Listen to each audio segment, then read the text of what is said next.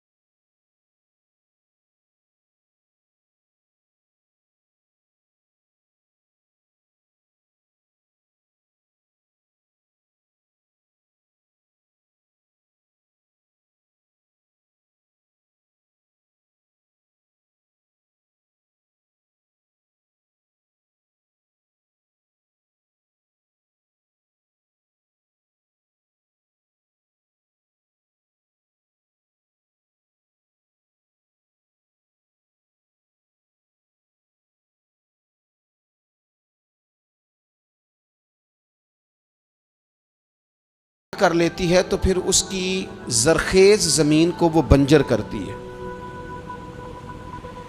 غفلت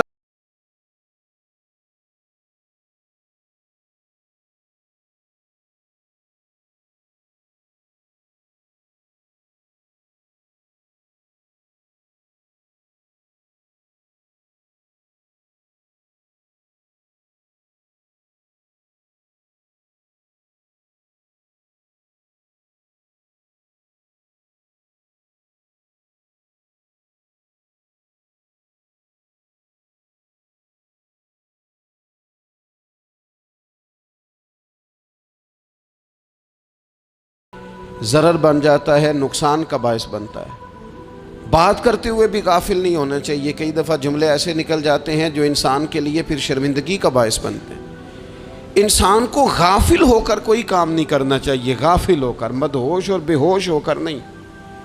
غفلت دل کو ویران کرتی ہے، طبیعت میں خشکی لاتی ہے۔ غافل کبھی نہ بنے۔ قرآن مجید فرقان حمید نے ارشاد فرمایا کہ اقترب للناس حسابہم،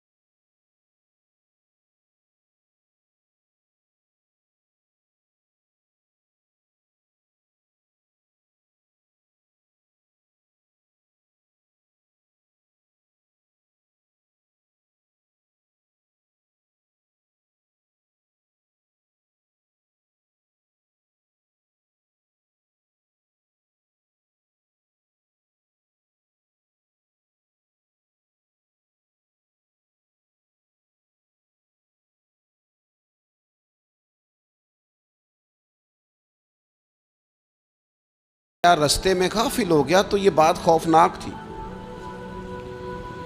یہ قابل سزا جرم تھا کہ تو غافل ہو گیا اپنی پڑھائی سے، تو گھر سے آیا اور یہاں نہیں آیا۔ غفلت قابل سزا ہوتی ہے، مجبوری کی معافی ہوتی ہے۔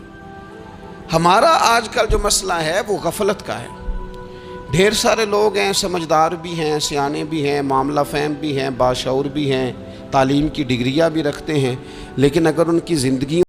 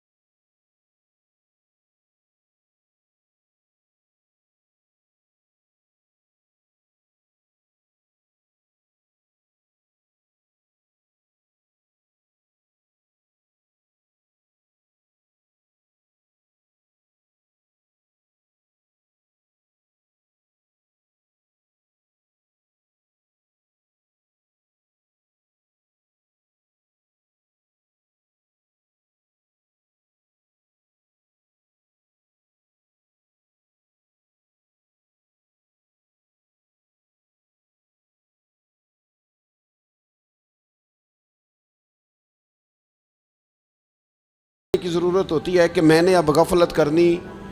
ہم نہ جب بھی کوئی پروگرام بناتے ہیں تو منصوبہ بندی شروع کر دیں. منصوبہ بندی نہ کریں، فیصلہ کریں، کہیں کہ میں نے غافل نہیں ہونا. غفلت غرق دنیا کا نام ہے. اپنے آپ کو غفلت سے بچائیں. آپ دیکھیں حضرت کعب بن مالک رضی اللہ تعالیٰ عنہ فرماتے ہیں، بخاری میں موجود ہے، فرماتے ہیں کہ جنگ میں پیچھے رہ گیا تھا. میرا خیال تھا کل چلا جاؤں گا، گھوڑے اور سواریاں میرے پاس تیز ہیں، مضبوط ہیں، پرسوں چلا جاؤں گا، تیزی سے بھاگ کے میں پہنچ جاؤں گا، میں قافلے کے ساتھ شامل ہو جاؤں گا. لیکن بس تھوڑی سستی ہو گئی، ذرا غفلت ہو گئی. آپ فرماتے ہیں جب سب لوگ چلے گئے حضور علیہ السلام کے ساتھ جہاد میں اور میں پیچھے رہ گیا، تو پھر جب چند دن گزر گئے اور محبوب کے واپس آنے کا ٹائم ہو گیا، تو اب میں غور کرتا سمجھ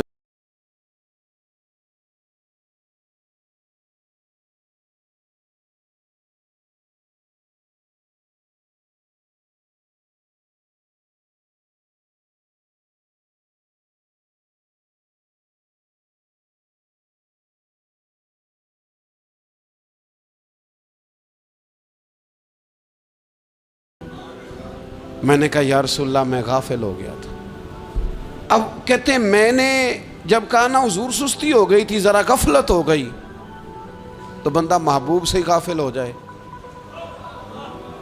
بندہ وہیں سے غافل ہو جائے. جو دم غافل سو دم کافر، سانو مرشد اے ہو پڑھایا. جب کہا نا حضور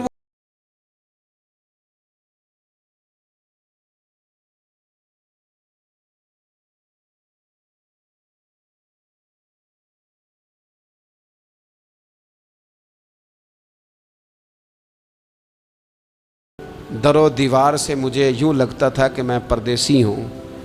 فرماتے ہیں میں مسجد میں آتا تھا، میں جب محبوب کو دیکھتا تو حضور رخ انور پھیر لیتے، اور مجھے پتا تھا جب میرا چہرہ ادھر ادھر ہوتا تو پھر کریم رحمت کی نظر فرماتے. فرماتے ہیں 50 دن مسلسل پھر مجھے حکم ہوا کہ بیوی بھی بھیج دو، میکے بچے بھی بھیج دو، ننھال یعنی تنہا رہ جاؤ. فرماتے ہیں وہ میں نے قید تنہائی کاٹی، لیکن شکر اللہ کا یہ ہے کہ میں سچا تھا، بس ذرا بھول گیا تھا، بس ذرا غفلت ہو گئی تھی. تو فرماتے ہیں پھر اللہ تبارک